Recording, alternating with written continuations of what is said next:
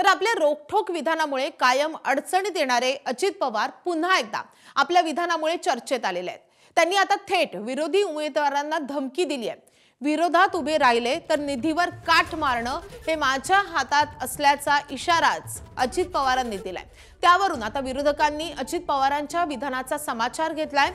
दादागिरी, गुंडगिरी आणि पैशांचा वापर करून 100 नगरसेवक बिनविरोध निवडून आणल्याचा आरोप विजय वडेट्टीवार यांनी केलाय।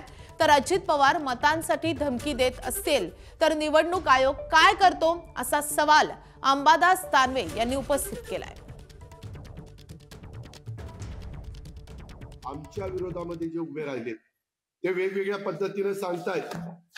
ते काही पण सांगतील, काही जण म्हणतील आम्ही निवडून आल्यावर दादाला जाऊन मिळणार, आला काही अर्थ नाही। एकदा पॅनल म्हणजे पॅनल। काही बंडखोरी करून अपक्ष उभे राहिले, म्हणतात आम्ही अजित दादाचेच कार्यकर्ते। अरे मग दादाचेच कार्यकर्ते होता तर दादाच्याच विरोधात बंडखोरी का केली? त्याचं उत्तर तुम्ही काही देऊ शकत नाही। आणि निवडून आल्यावर दादाला पाठिंबा देणार, दादाला पाठिंबा तर 1 लाख लोकांच्या पेक्षा जास्त मतदारांनी ऑलरेडी दिलेला आहे। हे जे काही बाकीचे सांगतात, उद्याच्याला ते निवडून आले आणि त्यांना वर्ण निधी नाही मिळाला, ते काय करणार आहे? अरे आम्हाला निधीच नाही, मग कुणी सांगितलं होतं उभं राहायला? हो, आता ते सगळीकडेच तसं धमकवून आहे ना। आज एक व्हिडिओ व्हायरल होतोय नगरमधला आहे की कुठला तरी, ते आमच्या भारतीय जनता पक्षाच्या महिला नगराध्यक्षाच्या उमेदवार आहेत, ते खुलेआम मतदारांना धमकी देत आहेत।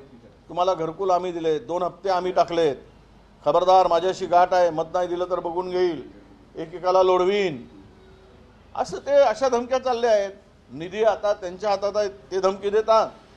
मुख्यमंत्री यांच्या भारतीय जनता पक्षाचा आहे म्हणून हे सगळी खालचे लोक सगळे धमक्या देतात। सगळ्या धमक्या देणंच सुरू आहे। निधी देणार नाही, विकास होणार नाही, पैसे तुम्ही बघून घेऊ। मला असं वाटतं ही सौदेबाजी आहे किंवा धमकी याला म्हणता येईल। ते असंही म्हटले की तुमच्या हातात मत द्यायचं आहे, माझ्या हातात निधी द्यायचा आहे। निधी अजितदादाच्या घरचा नाही, निधी हा जनतेच्या करातून दिला जातो। अजितदादाच्या घरातून नाही दिला जात, हा करातून येतो, घरातून नाही जात। आणि त्यामुळे अजितदादासारख्या जबाबदार, आता जबाबदार शब्द वापरावा नाही वापरावा मला माहिती नाही, परंतु अशी व्यक्ती जर अशा पद्धतीनं जनतेस धमकी देत असेल मतासाठी, तर निवडणूक आयोग काय करतं हा माझा प्रश्न निवडणूक आयोगाला आहे। का निवडणूक आयोग आता अजितदादांच्याही घरी पाणी भरायला जातंय? एबीपी माझा, उघडा डोळे बघा नीट।